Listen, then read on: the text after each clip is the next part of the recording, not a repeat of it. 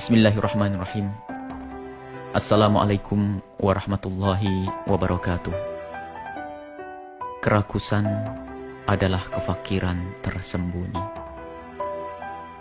Sahabatku, pernahkah kita merenungi nikmat yang telah Allah Subhanahu wa Ta'ala berikan kepada kita? Semenjak kita dilahirkan, atau bahkan semenjak terbentuknya segumpal darah di perut ibunda kita hingga detik ini, Allah Subhanahu wa Ta'ala dengan kasih dan rahmatnya tiada henti-hentinya mencurahkan nikmatnya kepada kita, baik nikmat yang pernah dan selalu kita pinta atau yang tidak pernah kita pinta. Akan tetapi, kenapa semakin hari kita terus merasakan kekurangan? Padahal jika kita melihat baju yang kita kenakan, makanan yang kita makan saat ini, semua jauh lebih baik jika kita banding dengan masa-masa yang lalu. Dahulu orang tidak merasa malu mengenakan baju yang bertambal atau makan hanya dengan ikan asin atau telur dadar yang kadang dicampur dengan tepung untuk bisa dibagi dengan saudara yang lainnya.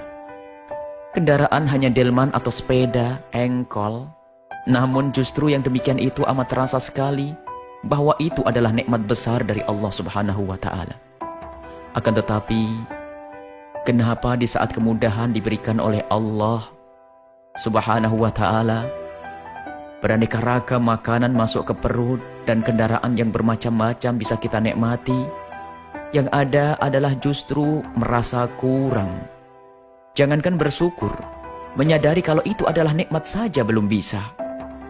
Jika benar hal ini terjadi, maka ada sesuatu yang rusak dalam program hati kita, yaitu adanya virus ketamakan yang akan menjadikan kita kebal nikmat, hingga tidak bisa bersyukur walaupun Allah Subhanahu wa Ta'ala telah memberi kita banyak nikmat. Virus yang akan menjadikan orang kaya seperti tidak punya apa-apa. Virus yang merusak kinerja hati kita. Sahabatku, kalau kita teliti dengan hati, ternyata ada 3 hal yang menyebabkan virus tersebut masuk ke hati kita, yaitu pertama, kurang merenungi nikmat yang dianugerahkan oleh Allah Subhanahu wa Ta'ala. Maka yang tidak merenungi nikmat Allah tidak akan bisa mengagungkan nikmat tersebut, dan yang tidak bisa mengagungkan nikmat tidak akan bisa mensyukurinya. Kedua, selalu melihat kepada orang yang diberi kelebihan oleh Allah Subhanahu wa Ta'ala dalam urusan dunia. Hal ini amatlah mempengaruhi ketamakan hati kita, sehingga dengan berbagai cara mencari alasan untuk menjadikan dirinya butuh kepada hal-hal yang sebenarnya tidak dibutuhkannya.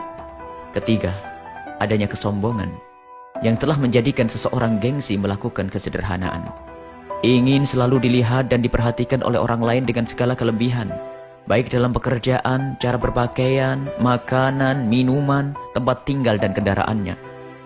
Padahal, jika kita semua kembali kepada kesederhanaan dan ketawaduan yang diajarkan oleh Rasulullah Sallallahu Alaihi Wasallam, maka tidaklah kita akan tersiksa dengan gengsi dan gaya hidup.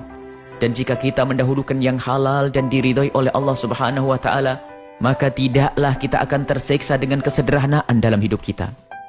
Sungguh, jika kesadaran akan hal ini telah ada di hati kita, maka menjadi tukang becak dan tukang kebun jauh lebih mulia dari seorang direktur yang korup.